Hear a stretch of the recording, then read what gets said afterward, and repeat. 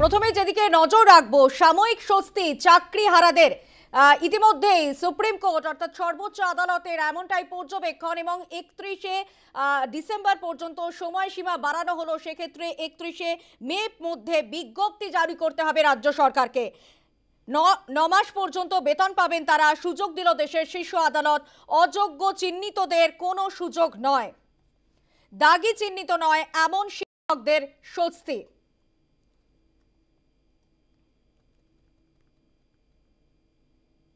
আমাদের সঙ্গে নিউজরুম থেকে রয়েছেন আমাদের প্রতিনিধি মৌমিতা মিত্র। মৌমিতা, চাকরিহারাদের সাময়িক স্বস্তি বলা যেতে পারে, কারণ যেভাবে আমরা দেখলাম যে সময়সীমা বাড়ানো হলো, সেক্ষেত্রে 31শে মের মধ্যে যেমনটা বিজ্ঞপ্তি জারি করতে হবে রাজ্য সরকারকে, তেমনভাবেই 31শে ডিসেম্বরের মধ্যে নিয়োগ প্রক্রিয়া শেষ করতে হবে। কি পর্যবেক্ষণ সর্বোচ্চ আদালতের, মৌমিতা? একেবারে সানন্দা, দেখো আজকে সুপ্রিম কোর্টে প্রধান বিচারপতি সঞ্জীব খান্নার বেঞ্চে যে শুনানি ছিল সেখানে রাজ্য সরকার, স্কুল সার্ভিস কমিশন এবং মধ্যশিক্ষা পর্ষদ তিনজনের তরফ থেকে কিন্তু আদালতে আবেদন করা হয়েছিল যে যাতে এই সময়সীমা বেশ কিছুটা বাড়ানো হয়। তার কারণ 3 মাসের মধ্যে নতুন নিয়োগ করতে হবে, যেটা গতবারের শুনানিতে বলা হয়েছিল সুপ্রিম কোর্টের তরফ থেকে। এবং সেক্ষেত্রে রাজ্য এবং এসএসসির যেটা আবেদন, মধ্যশিক্ষা পর্ষদের যেটা আবেদন, সেটা হচ্ছে যে 25,752 জনের চাকরি চলে গিয়েছে, সেক্ষেত্রে স্কুলগুলিতে একটা বড়সড় প্রভাব পড়েছে, রাজ্যের শিক্ষা ব্যবস্থার ক্ষেত্রে একটা বড় প্রভাব পড়েছে। সেক্ষেত্রে এই সময়সীমা যদি আরও বেশ কিছুটা বাড়ানো যায় তাহলে শিক্ষা ব্যবস্থায় যে একটা একেবারে যে বড় আঘাত নেমে এসেছে সেই জায়গাটা কিছুটা সামলে ওঠা সম্ভব। এবং মূলত পড়ুয়াদের নিয়ে চিন্তিত সুপ্রিম কোর্ট, প্রধান বিচারপতির পর্যবেক্ষণে এমনটাই বলা হচ্ছে, পড়ুয়াদের শিক্ষা নিয়ে চিন্তিত সুপ্রিম কোর্ট এবং পড়ুয়াদের কথা মাথায় রেখেই যে সমস্ত 26,752 জন অর্থাৎ 2016 সালের প্যানেলে যাদের নাম ছিল তাদের মধ্যে থেকে মূলত যারা যোগ্য শিক্ষক শিক্ষিকা রয়েছেন তাদের চাকরিতে বহাল থাকার জন্য আপাতত বেশ কিছুটা সময়সীমা বাড়ানো হয়েছে। 31শে ডিসেম্বর পর্যন্ত তারা স্কুলগুলিতে চাকরি করতে পারবেন। এবং অবশ্যই এটা নির্দিষ্ট করে বলতে গেলে নবম, দশম এবং একাদশ, দ্বাদশের যারা শিক্ষক এবং শিক্ষিকা রয়েছেন তাদের জন্যই কিন্তু এই নির্দেশ দেওয়া হয়েছে। গ্রুপ সি এবং গ্রুপ ডির যারা রয়েছেন তাদের জন্য কিন্তু এই নির্দেশিকা নয়। এবং একই সঙ্গে 31শে একেবারে বলা হচ্ছে যে নতুন যে নিয়োগের যে বিজ্ঞপ্তি সেটা কিন্তু অবিলম্বে সে বিজ্ঞপ্তি একেবারে হলফনামা দিয়ে রাজ্যকে জানাতে হবে, এমনটাই বলা হয়েছে। 31শে মের মধ্যে রাজ্য সরকারকে হলফনামা দিয়ে জানাতে হবে যে নতুন করে তারা বিজ্ঞপ্তি প্রকাশ করছেন। এবং 4টি আলাদা আলাদা বিজ্ঞপ্তির কথা বলা হয়েছে, অর্থাৎ বলা হচ্ছে যে নবম, দশম, একাদশ, দ্বাদশ, গ্রুপ সি এবং গ্রুপ ডি এই 4টি ডিপার্টমেন্টের জন্য আলাদা আলাদাভাবে কিন্তু নিয়োগের বিজ্ঞপ্তি দিতে হবে এবং রাজ্য সরকারকে সুপ্রিম কোর্টে হলফনামা নিয়ে জানাতে হবে। এবং স্পষ্টতই বলা হচ্ছে যে যারা টেন্টেড নন, অর্থাৎ নবম, দশম এবং একাদশ, দ্বাদশের যোগ্য শিক্ষক শিক্ষিকা যারা রয়েছেন তারাই কিন্তু স্কুলে আপাততভাবে তারা ক্লাস করাতে পারবেন, তারা স্কুলে ফেরত যেতে পারবেন। এবং যারা গ্রুপ সি এবং গ্রুপ ডিতে যারা ছিলেন, যে বিষয়টা বললাম, টেন্টেড হন বা না হন, গ্রুপ সি এবং গ্রুপ ডির কোনো শিক্ষাকর্মীদের জন্যই কিন্তু এই নির্দেশ বহাল থাকছে না। এবং তার কারণ হিসেবে যেটা বলা হচ্ছে যে তাদের ক্ষেত্রে দুর্নীতিতে আরও বড় মাপের, নিয়োগের ক্ষেত্রে আরও বড় মাপের দুর্নীতি হয়েছিল, যে কারণে তাদের কোনো রকম কোনো সময়সীমা বাড়ানো হয়নি। পাশাপাশি বলা হচ্ছে যে নির্দিষ্ট রোড ম্যাপ চূড়ান্ত করার কথা বলা হয়েছে, যে নির্দিষ্ট রোড ম্যাপ তৈরি করতে হবে। প্রধান বিচারপতির বেঞ্চ এমনটাই নির্দেশ দিয়েছেন এবং নিয়োগ প্রক্রিয়া সম্পন্ন করার জন্য আগামী 31শে ডিসেম্বরের মধ্যে সময়সীমা একইভাবে বেঁধে দেওয়া হয়েছে। এছাড়াও রাজ্য সরকারের তরফ থেকে আরও বেশ কিছু আবেদন করা হয়েছিল, যেটা বলা হচ্ছে যে আজকে শুনানিতে প্রশ্ন তোলা হয় যে কারা টেন্টেড কারা আনটেন্টেড, সেই বিষয় কিন্তু এখনো পর্যন্ত রাজ্য সরকার তারা পৃথক করতে পারেনি, সেই পৃথকীকরণ এখনো পর্যন্ত করা সম্ভব হয়নি। সেই প্রশ্নও কিন্তু আজকে শীর্ষ আদালতে ওঠে এবং বলা হচ্ছে যে যোগ্য অযোগ্যদেরকে আলাদা করে কেন তাদের তালিকা প্রকাশ্যে আনা হচ্ছে না, এবং তার পাশাপাশি যারা অযোগ্য রয়েছেন তাদের পরিবর্তে অবসরপ্রাপ্ত যারা শিক্ষক শিক্ষিকা রয়েছেন তাদেরকে কেন চাকরিতে ফেরানো হচ্ছে, এই বিষয়ে আদালত কিন্তু কোনো পদক্ষেপ করেনি। অর্থাৎ বলা যেতে পারে যে যোগ্য শিক্ষক শিক্ষিকা তারা যারা রয়েছেন তাদের সাময়িক বেশ কিছুটা স্বস্তি তারা পেলেন। কারণ আমরা দেখছি যে সুপ্রিম কোর্টের বিগত যে রায়, সেই রায়ের পরে বিভিন্ন জায়গা থেকে কিন্তু আন্দোলন প্রতিবাদ সংগঠিত করা হচ্ছে। তারা বারবার করে স্কুলে ফেরত যাওয়ার জন্য রাজ্য সরকারকেও বিভিন্ন রকমভাবে চাপ দিচ্ছেন। আমরা জানি যে প্রাপ্ত বসুর সঙ্গে এক প্রস্ত বৈঠক তারা করেছেন। সেক্ষেত্রে মূলত পড়ুয়াদের কথা চিন্তা করেই রাজ্যের শিক্ষা ব্যবস্থা যাতে ভেঙে পড়েছিল সেই আবেদন করা হয় রাজ্য সরকার এবং স্কুল সার্ভিস কমিশনের তরফ থেকে। তাদের কথা চিন্তা করেই মূলত কিন্তু 31শে ডিসেম্বর পর্যন্ত এই সময়সীমা বেশ কিছুটা বাড়ানো হলো। আমরা আগেও দেখেছি যে এসএসসির তরফে সেখানে কিন্তু বলা হয়েছিল যে 3 মাসের মধ্যে কোনোভাবেই কিন্তু নিয়োগ প্রক্রিয়া সম্পন্ন করা সম্ভব নয় এবং পর্ষদের আবেদনে সাড়া দিল সুপ্রিম কোর্ট। নয়া নিয়োগের সময়সীমা বাড়ানো হলো, সেক্ষেত্রে 31শে ডিসেম্বর পর্যন্ত নয়া নিয়োগের ডেডলাইন।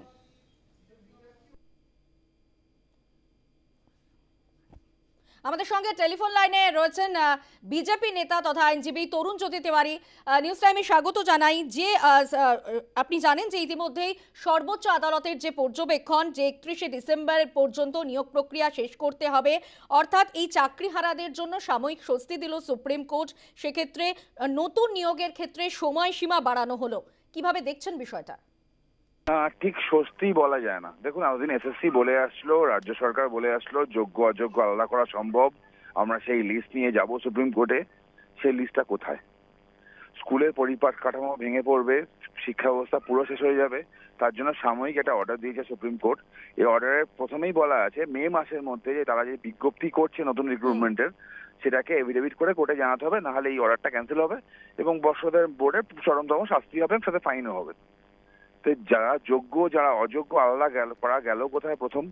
সেকেন্ড হচ্ছে পরীক্ষা নেবে, পরীক্ষা হবে, ঠিক আছে ডিসেম্বরের মধ্যে পরীক্ষা হবে, মানে যারা যোগ্য অযোগ্য সবাইকে, যারা মার্ক 10 তাদের কথা ছেড়ে দিন, যারা মার্ক নয় বাদ বাকি 18,000 সবাইকে পরীক্ষাটা দিতে হবে। এবং লাস্টলি এখানে একটা কনফিউশন থেকে যাচ্ছে, তার পরবর্তীকালে যারা মানে কোয়ালিফিকেশন অ্যাটেন্ড করেছে তারা বুঝতে পারবে কিনা ওখানে একটা পয়েন্ট আছে, ওটা পরবর্তীকালে ডিসাইড হবে। কিন্তু পয়েন্ট এখন থেকেই যাচ্ছে যে আলটিমেটলি সেই পরীক্ষার দিকেই গেল, যোগ্য অযোগ্য কিন্তু আলাদা করা গেল না। রাজ্য সরকার পারলে এরা করতো, রাজ্য সরকার করেনি। ধন্যবাদ তরুণ জ্যোতিদা। আমরা কথা বলছিলাম আইনজীবী তরুণ জ্যোতি তিওয়ারির সঙ্গে। মৌমিতা, তুমি যেমনটা জানাচ্ছিলে যে পর্ষদের আবেদনে সাড়া দিল সুপ্রিম কোর্ট, সেক্ষেত্রে নয়া নিয়োগের সময়সীমা বাড়লো এবং সুপ্রিম কোর্টের যে পর্যবেক্ষণ যে এটা পড়ুয়াদের কথা মাথায় রেখেই করা হলো, কারণ গোটা শিক্ষাবর্ষটাই না হলে অচল হয়ে পড়তো। কিন্তু কারা স্কুলে যেতে পারবে আর কারা স্কুলে যেতে পারবে না, এটা কি স্পষ্ট হলো মৌমিতা? প্রশ্নটা উঠছে সেটা হচ্ছে যে যোগ্য এবং অযোগ্যদের পৃথক করা কিন্তু এখনো পর্যন্ত সম্ভব হয়নি। রাজ্য সরকার সেই পৃথক তালিকা কিন্তু এখনো পর্যন্ত সুপ্রিম কোর্টকে জানাতে পারেনি, যে বিষয়টা আইনজীবী তরুণজ্যোতি তিওয়ারিও বলছিলেন। এবং যেখানে আজকে সুপ্রিম কোর্টের পর্যবেক্ষণে যেটা বলা হচ্ছে যে যারা টেন্টেড নন তারা কিন্তু একেবারে তাদের ক্ষেত্রেই মূলত বলা হচ্ছে যে যারা টেন্টেড নন তারাই নবম দশম এবং একাদশ দ্বাদশের যারা শিক্ষক শিক্ষিকারা রয়েছেন তারাই স্কুলে ক্লাস করাতে পারবেন। কিন্তু এই যে টেন্টেড নন কারা, সেই বিষয়টা সম্পর্কে কিন্তু এসএসসি বা রাজ্য সরকারের তরফ থেকে এখনো স্পষ্ট কোনো ধারণা কিন্তু পাওয়া যায়নি। তুমি জানো যে ব্রাত্য বসুর সঙ্গে যখন বৈঠক করেন যোগ্য শিক্ষক শিক্ষিকারা, সেই সময় বলা হয়েছিল যে ওএমআর শিটের একটা কপি আপলোড করা হবে, 1 সপ্তাহের সময় চাওয়া হয়েছিল বা 10 দিনের সময় চাওয়া হয়েছিল। 20 বা 21শে এপ্রিলের একটা সময়সীমার কথা ব্রাত্য বসু বলেছিলেন, যদিও তারপরে এখনো বেশ কিছুটা সময় রয়েছে। তো সেক্ষেত্রে সেই তালিকা থেকে কোনো কিছু নির্ধারিত করা যায় কিনা, সেখান থেকে যোগ্য এবং অযোগ্যদের পৃথক করা যায় কিনা, সেই প্রশ্নটা একদিকে থাকছে। তার কারণ আমরা জানি যে যোগ্য চাকরিহারারা তারা কিন্তু এই ওএমআর শিটের মিরর ইমেজের ওপরেই বারবার করে জোর দিচ্ছেন যে সেখান থেকেই যোগ্য এবং অযোগ্যদের হয়তো আলাদা করা সম্ভব। কিন্তু এটা কিন্তু এখনো পর্যন্ত রাজ্য সরকার বা এসএসসির তরফ থেকে আলাদা করে আদালতকে কিন্তু স্পষ্টভাবে কিছু জানানো হয়নি। অর্থাৎ যে জায়গাটায় জট ছিল সেই জায়গাটায় জট কিন্তু এখনো অব্যাহতই রয়েছে। যারা নিজেরা যোগ্য বলে মনে করছেন, যারা যোগ্যতার ভিত্তিতে মেধার ভিত্তিতে চাকরি পেয়েছেন, তারা বেশ কিছুটা স্বস্তিতে, কিন্তু স্পষ্টভাবে কারা যোগ্য এবং কারা অযোগ্য সেইটা কিন্তু এখনো পর্যন্ত অফিসিয়ালি সুপ্রিম কোর্টকে ধোঁয়াশা যে পুরোপুরি কাটলো তেমনটাও নয়, যদিও কোনো সুযোগ নয় অযোগ্য শিক্ষকদের, জানিয়ে দিয়েছে শীর্ষ আদালত। এমনকি তুমি যেমনটা জানাচ্ছিলে যে গ্রুপ সি এবং গ্রুপ ডি কর্মীদের জন্যও কোনো সুযোগ দেওয়া হলো না, তাদের ক্ষেত্রে কোনো ছাড় দেওয়া হলো না, তাদের ক্ষেত্রে আগের নির্দেশই বহাল থাকলো। আমাদের সঙ্গে টেলিফোন লাইনে রয়েছেন সব্যসাচী চট্টোপাধ্যায়, আইনজীবী। সব্যসাচীদা, নিউজ টাইমে স্বাগত জানাই। আজকে সুপ্রিম কোর্ট যে পর্যবেক্ষণ আমরা দেখলাম যে সেখানে 2016-র 26,000 চাকরিহারাদের চাকরি বাতিল হয়ে গিয়েছিল, কিন্তু সেক্ষেত্রে নিয়োগ প্রক্রিয়ার ক্ষেত্রে খানিকটা সময়সীমা বাড়ানো হলো, নতুন নিয়োগের ক্ষেত্রে সময়সীমা বাড়ানো হলো 31শে ডিসেম্বর পর্যন্ত। 31শে মের মধ্যে বিজ্ঞপ্তি জারি করতে হবে রাজ্য সরকারকে। কিভাবে দেখছেন বিষয়টা? গ্রুপ সি গ্রুপ ডি নয়, শুধুমাত্র ছাত্রদের পড়ানোর কারণে 31শে মে কাট অফ, আবার 31শে ডিসেম্বরের মধ্যে নিয়োগ প্রক্রিয়া শেষ করতে হবে। ফলে খুব পরিষ্কার চাকরি বাঁচানো যায়নি, শুধু স্কুল চালাবার জন্য কিছুদিনের জন্য ঠেকনা দেওয়ার জন্য এই রায়টা দেওয়া হয়েছে, এর বাইরে কোনো কিছু নয়। তৃণমূলের লোকজন বলতে শুরু করেছে চাকরি বাঁচানোর জন্য বোধহয় তাদের নৈতিক জয়, এরকম নৈতিক জয়ের কোনো প্রশ্ন নেই। সুপ্রিম কোর্ট এটা পরিষ্কার করে দিয়েছে 31শে মধ্যে না হলে তাহলে ব্যবস্থা গ্রহণ করা হবে। ধন্যবাদ সব্যসাচীতে। আমরা কথা বলছিলাম আইনজীবী সব্যসাচী চট্টোপাধ্যায়ের সঙ্গে এবং তিনি যেমনটা জানালেন যে চাকরি বাঁচানোটা যায়নি, অর্থাৎ চাকরি থাকাটা নিশ্চিত নয়। সেক্ষেত্রে শুধুমাত্র পড়ুয়াদের কথা ভেবে গোটা শিক্ষাবর্ষ যাতে অচল হয়ে না পড়ে সেই দিকে তাকিয়ে সুপ্রিম কোর্টের যে পর্যবেক্ষণ, যে নিয়োগের ক্ষেত্রে খানিকটা সময়সীমা বাড়ানো হলো, 31শে ডিসেম্বর অবধি স্কুলে যেতে পারবেন শিক্ষকরা, মাইনে পাবেন, এমনটাই কিন্তু সুপ্রিম কোর্টের পর্যবেক্ষণ।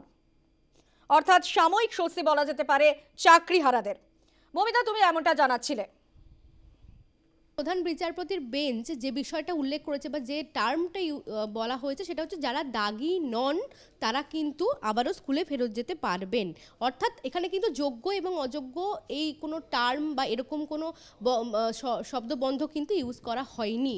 যেটা অফিসিয়ালি বলা হচ্ছে যে যারা দাগি নন বা যারা টেন্টেড নন তারাই কিন্তু স্কুলে ফেরত যেতে পারবেন এবং 31শে ডিসেম্বর পর্যন্ত তাদের চাকরি বহাল রাখার কথা বলা হয়েছে। অর্থাৎ যেখানে রাজ্য সরকার বা এসএসসি তারা নিজেরাই যেখানে যোগ্য এবং অযোগ্যদেরকে পৃথক করতে পারছে না, সেখানে কিন্তু এই বিষয়টা নিয়ে একটা জটিলতা কিন্তু থাকছেই। সেই কারণে দাগি কথাটা কিন্তু ব্যবহার করা হয়েছে, যে যারা দাগি নন অর্থাৎ যারা নিজেরা। আমাদের সঙ্গে টেলিফোন লাইনে রয়েছেন, মমিতা তুমি সঙ্গে থাকো, আমাদের সঙ্গে টেলিফোন লাইনে রয়েছেন তৃণমূল নেতা জয়প্রকাশ মজুমদার। জয়প্রকাশ বাবু, আজকে সুপ্রিম কোর্টের যে পর্যবেক্ষণ, যে নতুন নিয়োগের ক্ষেত্রে একটা সময়সীমা বাড়ানো হলো, পর্ষদ আবেদন করেছিল এবং সেই আবেদনে সাড়া দিল সুপ্রিম কোর্ট। 31শে ডিসেম্বর পর্যন্ত সময়সীমা বাড়িয়ে নিয়োগ প্রক্রিয়া তার মধ্যে শেষ করতে হবে। চাকরিহারাদের কি স্বস্তি হলো, সাময়িক স্বস্তি হলো? কিভাবে দেখছেন বিষয়টা? না, এর আগে মমতা বন্দ্যোপাধ্যায় নিজেই তো বলেছিলেন যে একটুখানি ভরসা রাখতে, এবং সুপ্রিম কোর্টের এই হিয়ারিং হয়েছে মনে রাখা দরকার এসএসসির আবেদনে, এবং সেখানে সুপ্রিম কোর্ট বলেছে যারা যোগ্য প্রার্থী তাদের ডিসেম্বর পর্যন্ত সময়সীমা বাড়ানো হলো, এর মধ্যে নোটিফিকেশন করতে হবে, এক একটা পর্যায়ে যাবে। রাজ্য সরকার সর্বতভাবে চাকরি হারাদের পাশে দাঁড়িয়েছে, তাদের জন্য সুপ্রিম কোর্টে দরবার করছে।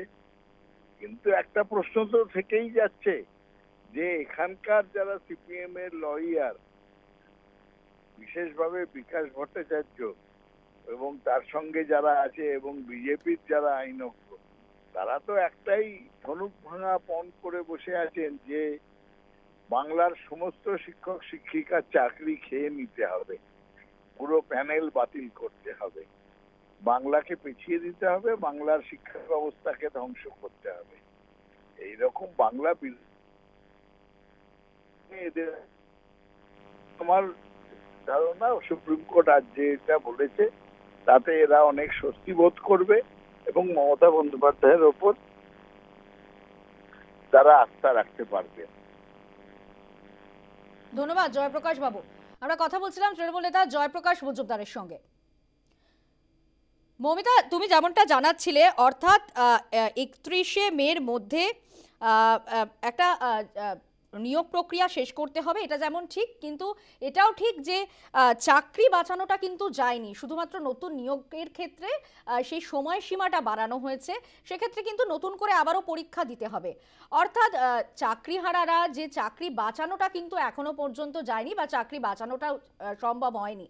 তো আর মানে তাহলে সার মর্মটা আজকে কি উঠে এলো? শুধুমাত্র মানে সত্যি কি স্বস্তি পেলেন চাকরিহারারা? না, একেবারেই অবশ্যই বলা যেতে পারে যে চাকরিহারাদের চাকরি যে স্থায়ীভাবে বজায় থাকলো এমনটা তো নয়। তার কারণ পড়ুয়াদের শিক্ষার কথা চিন্তা করেই সুপ্রিম কোর্ট আজকে এই রায় দিয়েছেন, এবং সেখানে যেহেতু পরবর্তী নিয়োগ করতে আরও বেশ কিছুটা সময় লাগবে, যেমনটা মধ্যশিক্ষা পর্ষদের তরফ থেকে বলা হয়েছিল, বা চলতি শিক্ষাবর্ষে হঠাৎ করে এতজন শিক্ষকের যদি চাকরি চলে যায় রাজ্যের স্কুলগুলির ক্ষেত্রে একটা বড় প্রভাব পড়তে পারে। তার কারণ মধ্যশিক্ষা পর্ষদের তরফ থেকেও আদালতে সেই তথ্য দেওয়া হয়েছে যে রাজ্যের ৯,৪৮৭টি উচ্চ বিদ্যালয় এবং তার পাশাপাশি ৬,৯৫২টি উচ্চ মাধ্যমিক বিদ্যালয়ে একটা বড়সড় শিক্ষক সংকট তৈরি হয়েছে, এবং মূলত শিক্ষা ব্যবস্থায় ব্যাপক একটা প্রভাব পড়তে চলেছে, শিক্ষা ব্যবস্থা ভেঙে পড়ার আশঙ্কা, এবং সেই দিকটা চিন্তা করেই সুপ্রিম কোর্টের প্রধান বিচারপতির বেঞ্চ কিন্তু এই রায় দিয়েছেন। এবং অবশ্যই চাকরিহারাদের সাময়িক, তারা কয়েক মাস হয়তো আবারও স্কুলে ফেরত যেতে পারছেন, কিন্তু তারা চাকরি বজায় থাকার বিষয়ে যে তারা বারবার করে দাবি করে আসছিলেন সেটা কিন্তু অবশ্যই থাকলো না। নতুন করে আবারও পরীক্ষার মাধ্যমে তাদেরকে কিন্তু নতুন চাকরিতে তাদেরকে নিযুক্ত হতে হবে, যে রায় আগে বলা হয়েছিল সুপ্রিম কোর্টের তরফ থেকে সেটাই কিন্তু বহাল থাকছে। যেহেতু নতুন নিয়োগ প্রক্রিয়া করতে আরও বেশ কিছুটা সময় লাগছে, যে কারণে এই যে বেশ কিছুটা রিলিজ টাইম দেওয়া হয়েছে, সেই সময়টুকু শিক্ষক শিক্ষিকারা যারা দাগি নন সেই সমস্ত শিক্ষক শিক্ষিকারা পাবেন। এবং অবশ্যই স্থায়ীভাবে তাদের চাকরি যে বহাল থাকছে এমনটা তো নয়, অর্থাৎ তাদের সাময়িক বেশ কিছুদিন তারা স্কুলে ফেরত যেতে পারলেও তাদের চাকরি নিয়ে যে দুশ্চিন্তা বা যে অনিশ্চয়তার যে জায়গাটা তৈরি হয়েছিল সেটা কিন্তু একই রকমভাবে অব্যাহতই থাকছে। তার কারণ নতুন করে যদি তাদেরকে স্থায়ীভাবে স্কুলে ফেরত যেতে হয় তাহলে কিন্তু নতুনভাবে পরীক্ষা দিয়ে বা যেটা বলা হয়েছিল যে তারা যদি আগে কোনো সরকারি চাকরি করে থাকেন সেই চাকরিতে তারা ফেরত যেতে পারবেন, অর্থাৎ সেই সংক্রান্ত নির্দেশিকাগুলো কিন্তু একই রকমভাবে বহালই থাকছে। এবং যেহেতু রাজ্য সরকার এবং এসএসসি অর্থাৎ শিক্ষকদের জন্য খানিকটা রিল্যাক্সেশন দিল বলা যেতে পারে সর্বোচ্চ আদালত। আপাতত ধন্যবাদ মৌমিতা তোমায়। আমরা কথা বলছিলাম, নিউজ রুম থেকে ছিলেন আমাদের প্রতিনিধি মৌমিতা মিত্র। চাকরিহারারা তারা কি বলছেন এই মুহূর্তে এই সর্বোচ্চ আদালতের যে পর্যবেক্ষণ সেই প্রেক্ষিতে? এটা তো কোনো সমাধান নয়। যখন একটা প্যানেলে থাকা শিক্ষক এবং শিক্ষাকর্মী সকলেই যদি বাতিল হতে পারে, তাহলে যে রায় হবে বা যে ঘোষণা কিছু হবে সেটা সবার জন্য একই হওয়া উচিত। আর 31শে মের মধ্যে বিজ্ঞাপন দেওয়া আর 31শে ডিসেম্বরের মধ্যে নিয়োগ প্রক্রিয়া শেষ করা, এটা রাজ্য সরকার করতেই পারেন। কিন্তু আমরা যারা যোগ্য, যাদের সকল যোগ্য বলা হচ্ছে, তাদের কেন পুনর্বহালের পুরোপুরি ব্যবস্থা করা হোক আগে, তারপর অন্য কোনো ব্যবস্থা। যোগ্যদের চিরতরে তাদের চাকরিটা যাতে থাকে সেই ব্যবস্থা করতে হবে। এই যে নতুন করে পরীক্ষা, এই যে টালবাহানা বিষয়গুলো হবে, এগুলো তো আমরা জানতাম যে এই ধরনের বিষয় হওয়ার সম্ভাবনা আছে। সুতরাং আমাদের পরিষ্কার এখনও বক্তব্য, সব সময় আমাদের একটাই বক্তব্য যে যোগ্যদের এই ব্যাপার থেকে নিষ্কৃতি দেওয়া হোক। আবার পুনরায় পরীক্ষা, আবার 21শে ডিসেম্বর পর্যন্ত চাকরি থাকবে, এই বিষয়ে আমরা থাকতে চাই না। আমাদের যোগ্যদের চাকরিটা বাঁচাতে হবে, চিরতরে এই মামলা থেকে তাদের নিষ্কৃতি দিতে হবে, আর অযোগ্যদের বার করে দিতে হবে, এটাই আমাদের বক্তব্য। সিপিএম নেত্রী মীনাক্ষী মুখোপাধ্যায় কি বলছেন এই প্রসঙ্গে শোনাবো। কে স্বস্তি পেল? কে স্বস্তি পেল? যারা দুর্নীতি করলো, যারা চাকরি বিক্রি করলো, যারা ঘুষের টাকা নিল, তারা স্বস্তি পেল। আর তো কেউ স্বস্তি পায়নি। যান না, গিয়ে জিজ্ঞেস করুন মাস্টারমশাই দিদিমণি দিকে, তারা স্বস্তি পেলেন? আমি যোগ্যতার ভিত্তিতে চাকরি পেয়েছিলাম, আমার চাকরিটা বহাল রইল, এইটা স্বস্তি। এটা হলো কি? তাহলে এটা হয়নি তো স্বস্তি কোথায়? পশ্চিমবঙ্গে যারা গ্রুপ সি, গ্রুপ ডি, নবম, দশম, একাদশ, দ্বাদশে যারা 22 লক্ষ ছেলেমেয়ে পরীক্ষা দিয়েছিল, এবার 26,000-এর মধ্যে অসংখ্য যোগ্য ছেলেমেয়েরা ছিল যারা নিজেদের মেধার উপরে দাঁড়িয়ে চাকরি পেতে পারতো বা পেয়েছে। এই সরকার তাদেরকে রাস্তায় নামিয়ে দিল, পথে বসিয়ে দিল। এই সরকার চুরি করেছে, দুর্নীতি করেছে, মিথ্যে প্রতিশ্রুতি দিয়েছে, তার শাস্তি পশ্চিমবঙ্গের মেধা মাস্টারমশাই দিদিমণিরা পাচ্ছে। সুপ্রিম কোর্ট নিজের মতো বিজ্ঞপ্তি দিয়েছে, রাজ্য সরকার কি করবে, মাস্টারমশাই দিদিমণিরা কি চাইছেন? আমরা চাইছি 22 লক্ষ ওয়েমার সিট প্রকাশ করতে হবে, যোগ্যদেরকে চাকরি ফেরাতে হবে, আর সরকারি শিক্ষা ব্যবস্থা সেটাকে ভেঙে ফেলা চলবে না। এই গোটা প্রসিডিওরটা সরকারি শিক্ষা ব্যবস্থাকে প্রাইভেটের হাতে তুলে দেওয়ার একটা গভীর ষড়যন্ত্র।